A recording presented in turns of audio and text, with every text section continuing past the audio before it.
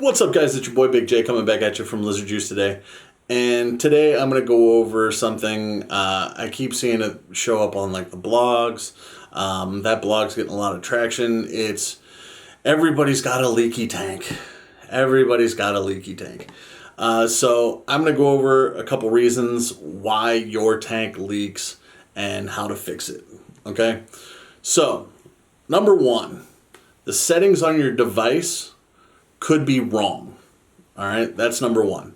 Meaning, read your coil. All right, if the coil says it works between 40 and 80 watts, let's say, and you're running it at 20 watts, it's not vaporizing all the juice.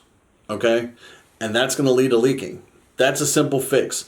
Run your device according to what your tank, or I should say, what the coil inside the tank is telling you. Okay, there's a reason they give you the recommended wattage. You know, if they say between 40 and 80, run it between 40 and 80. Anything under 40, you're not vaporizing the juice, good chance it's going to leak. Anything over 80, you're going to fry the coil. All right, so take their advice. If you're not too sure on how that works, buy something like the Revenger, like Vaporesso. Anything Vaporesso should have the Omni chip in it, which you put a coil in your tank, put whatever tank on top, click the button, and as long as the Omni chip is activated, which you can do through your menus, it'll automatically set your wattage output to the tank, or like to the coil in there. So, you know, within a couple watts up and down, you can adjust it to however you like. So that's one recommendation. Two, your PG-VG mix in your juice is the wrong type of mixture for your tank. If you are using a sub-ohm tank, you need to use something higher in VG than PG. All right, coils these days are freaking huge. Let me see if I can find one here real quick. Yeah. I don't even remember what this is out of. But, I mean, that's a gigantic coil. All right? You can see the hole in the middle. And this isn't even, I mean, if I had some TFV12 coils laying around, they're even bigger. So to give you an idea, look at the size of these juice ports on the side. They're huge. All right? These are made for a thicker juice to wick in there and stick versus a high PG juice, which is going to be much thinner, and it's going to soak right through and come blowing out the bottom of your tank. Think of it like a wash rag. If you take a wash rag, a dry wash rag, turn the sink on, hold it underneath, the water is going to soak the wash rag, and then eventually the water is going to go through, right? So that's going to be your high PG juice example. Take the same wash rag and get something like molasses or syrup or something along those lines, and pour the syrup across the top of that same wash rag. It's just gonna kind of soak in and hang out. It's not gonna go through. That's an example of your high VG juice. All right. So if you're using sub-ohm, you want to go higher in VG, 70-30, 80-20, something along those lines. If you're using a smaller starter style device, you know, with like a 1.8 coil or something like that, using a high VG, you're just going to jam everything up. And then obviously if you use a higher PG juice, that's what that's made for, and you shouldn't have any leaking issues. So, hope that helps. Number three, your device got hot. All right, specifically your tank. I know summer's about over now, but you know, for those of you that live in the South, where it's hot all the freaking time, it doesn't matter. You don't want to leave your tank full of juice sitting in your car. All right, it's 90 degrees outside. It's 190 degrees in the car. Okay, it's hot. Whenever e-juice gets super, super hot, it just starts to decompose. Basically, it starts to break down. That viscosity, it's like engine oil. All right, you put engine oil in, it's glug, glug, glug. It's real nice and thick. If you've ever watched them change your oil at Jiffy Lube or whatever, you'll see when they unscrew it, it doesn't come out glug, glug. It runs out. It's because it's been broken down by the heat of your engine over and over and over again.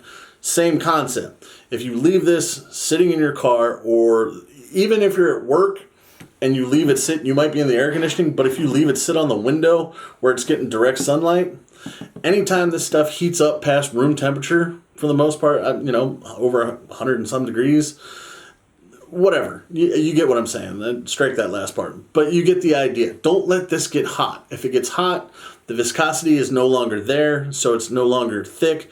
And I guess an easier way to say it is if you leave a really high VG juice in the heat too long, it ends up becoming like a thin PG, and see number 2. It's just gonna go everywhere. So, fix to that, make sure you keep it in a cool, dry place. You know, if you have it in your pocket, no big deal. But just don't leave it in the car. You know what I'm saying? Or someplace super, super hot. Number 4. This one sounds kind of dumb, but you'd be surprised. Your coil could be loose.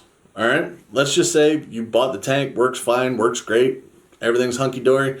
Then one day you went and changed the coil, and now all of a sudden it's leaking like a sieve. And now you're pissed. You're upset.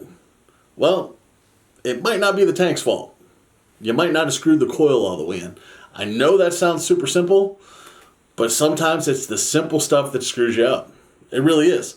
Sometimes it's the simplest of things. You know, as you screwed that coil in, those threads are so fine, you might not have screwed it in all the way. You might have got it cross-threaded a little bit. You know, hell, there might even have been a little piece of something underneath that got stuck in the base. You know, you set it to the side, whatnot, a little piece of something got stuck in the base, you screw it on, you know, it didn't screw down all the way, nothing sealed, could leak.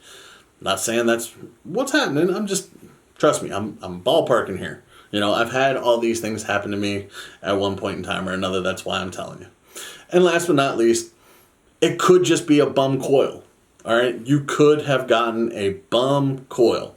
All right, it's not like the Chinese are sitting there hand manufacturing these little things one at a time and each one goes through a quality control. No, okay, it's an assembly line. They're probably making thousands of these things an hour. Why? Because people go through thousands of these things in a day. You know, all across the world, I'm sure there's thousands of TF-V12 coils hitting the trash. All right, they're mass produced. Anything mass produced, there's going to be something at some point in time where it's just a dud. You know, look at cars. Cars get recalled. Televisions, there's recalls everywhere for everything. Don't think that your coil is any different.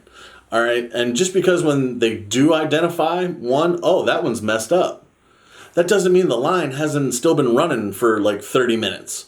You know, so by the time they shut it down, they go back, they make a best guess as to where it got screwed up and pull them out. Doesn't always happen. You know, trying to pick out however many thousand, you know, 500, 600, 700 that have run through in that half hour, you're not going to get them all. So you might get a bum coil. It is what it is. Welcome to vaping. So there's a couple things. I didn't want this video to go too long. I'll probably do another video with a couple other suggestions as to why your tank might leak. So until then, it's your boy Big J, and we'll see you.